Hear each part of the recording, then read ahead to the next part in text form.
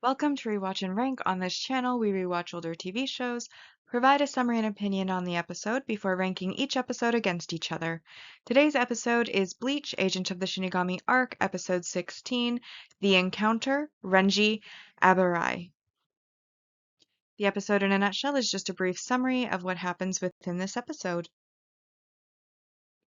So we start the episode with Rukia leaving the clinic and running down the street. As she runs away, she flashes back to some of the good times and recent interactions that she's had with Ichigo and some of the other students at the school, and musing to herself how she's been in the human world too long. And that is when Renji from behind her basically says, actually, yeah, you've definitely been in the human world too long. Not only is your facial expression superhuman, not superhuman as in powerful, but like very human in its nature, but you also didn't notice that myself and Byakuya have been following you for some time now.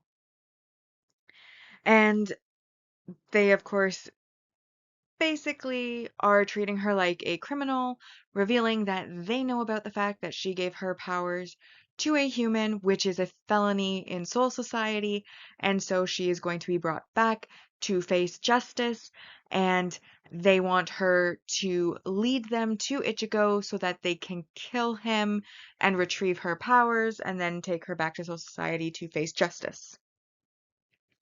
While they're having their confrontation, Ishida arrives. And Ishida basically tries to save Rukia, and he attacks Renji and Byakuya. However, he fails off screen. Like, we don't see his battle, but we do see him falling to the ground defeated. Meanwhile, back at home, Ichigo gets up in the middle of the night to use the washroom, finds Kon duct taped to the back of the toilet at random, and Kon then basically says he came home, he saw Rukia writing a note, she tied him to the toilet so that he couldn't tell Ichigo about it. He then takes Ichigo back to his room, shows him the note that was left for him that he had not noticed at all. Ichigo then has trouble reading it because Rukia wrote it in a more archaic version of the language, but he eventually manages to work his way through translating into more modern language and realizes that Rukia's left and likely something happened and she is trying to protect them, so he decides he has to go and save her. And he fights with Kon because Kon doesn't really like him having to stick his hand in his mouth to get out the little pill thing so that he can turn into a Shinigami. And so they kind of have a little bit of a back and forth. But luckily, Urahara randomly shows up in his window, and his cane, which can, as we saw in one episode, can actually pop Ichigo's Shinigami form right out of his body. And we presume he did so, though we don't see it on screen, as next we see Ichigo arriving at the confrontation between Rukia, Renji, and Byakuya, and then he starts to fight against Renji. And Renji is at first surprised by the size of his sword,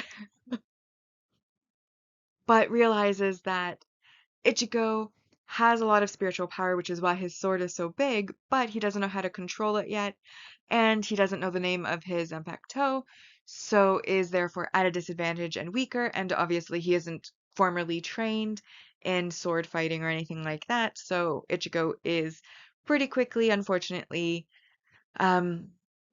injured, but we are left on a cliffhanger of him being injured and falling down, but the battle has not officially concluded. But that is where our episode concludes.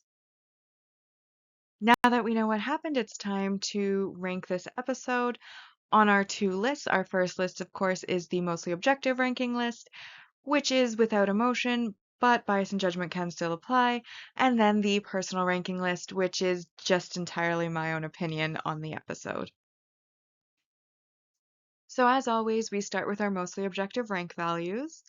And to start off with, we have multi-arc supporting character introductions, and we have two characters, which are each worth 3 points.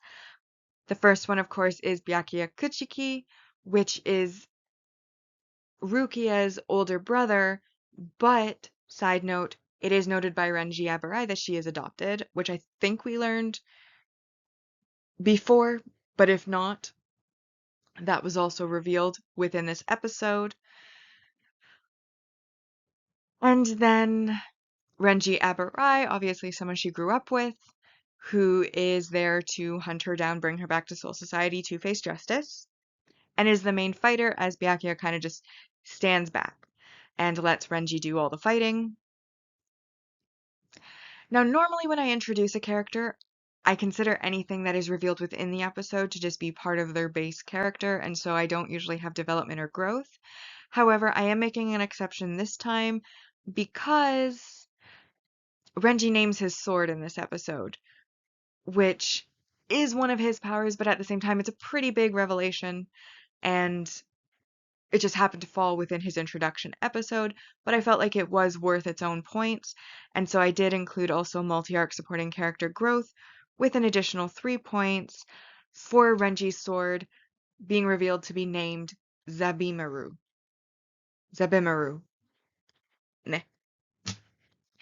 And then additional to that, we have 4 points for world building where we have learned, well, the Zanpakuto, their swords, they have names. We also learned that different squads exist within Soul Society because when Ichigo shows up in Shinigami garb, Renji asks him what squad he's in. So we know that the squads exist. We don't know what they are yet. And then we also learn that there is a secret mobile unit / corpse that I guess patrol the human world and spy on things and then report back to Soul Society as Byakuya reveals that he knows who Ichigo is because they had received a report from this secret mobile unit / corpse about the Menos Grande incident that had occurred where Ichigo had managed to wound it enough that it retreated back to Huecto Mundo. And so that was a lot of world building. And we can also, as an honorable mention, include the fact that Rukia is apparently adopted in here because I cannot remember if that was already revealed to us or if this is the first time, so I can't decide what points it deserves, but I feel like it would fall in there. Also noting that the Kuchiki family is noble, also could go into the world building. Either way, it doesn't really matter because there are no negatives and we're already above 10. And that makes this episode a 10 out of 10 on our mostly objective ranking. So with the mostly objective list, when more than one episode has the same score, they are just ranked in the order that they aired in. And so, because there have been so many 10 out of 10 episodes in this series so far within this arc, the list is as follows. In first place, we have The Day I Became a Shinigami, The Shinigami's Work, The Older Brother's Wish, The Younger Sister's Wish, Fight to the Death, Ichigo vs. Ichigo, June 17th, Memories in the Rain, Unbeatable Enemy, Back to Back, A Fight to the Death, and then this episode came in 8th with The Encounter, Renji Abarai, and then Greetings from a Stuffed Lion, A Gentle Right Arm, The Legendary Quincy, Flower and Hollow, Beat the Invisible Enemy, Casual Soul Realm Assault Trip, Curse Parakeet, and then Khan's Great Plan. Honestly, I went for aesthetic over function, and there is one line here that I have such a hard time being able to actually see. But now we come to the personal ranking. So, I'm not going to repeat everything that I just said because obviously that would get boring. So, assume everything that's on the mostly objective ranking also kind of applies to the personal ranking. But I did find that this episode had quite a bit of comedy to it, which led to me enjoying it a great deal. So obviously there was the least funny of the funny scenes that took place within this episode, which was Khan being taped to the back of a toilet. Honestly, of all the places, why the back of a toilet? Additionally, a bit confused when Ichigo takes him, like frees him and brings him back to his room. It is implied based on purple little fumes coming off of Khan and the fact that he got sprayed with fabric freshener, that he stank, but he was taped to the back of the toilet, not the inside of the toilet. So I'm not sure why he smelled so much. Because I mean, if you're keeping a clean house, doing your chores, back of the toilet probably isn't going to smell. But maybe they never clean there. I don't know. I just found that that was something to note. Then we had Ishida arriving to save Rukia, and he basically arrives and says, "Wow, what a coincidence. I was just in the area. I just randomly here in the middle of the night decided to go to this, you know, sewing store and pick up some sewing supplies. And wow, wouldn't you know it, on my way home, I happened to see you being attacked." And she kind of looks at him and then he's like, "It's not like," so he basically gives his excuse. And then he immediately reveals that it was just an excuse by saying, "It's not like I picked up this bag from home when I sensed the arrival of unknown Shinigami and came here to help you and brought the bag from home as an excuse." Which, and she kind of looks at me, she's like, "I didn't realize he had mental problems." But that was a very funny scene.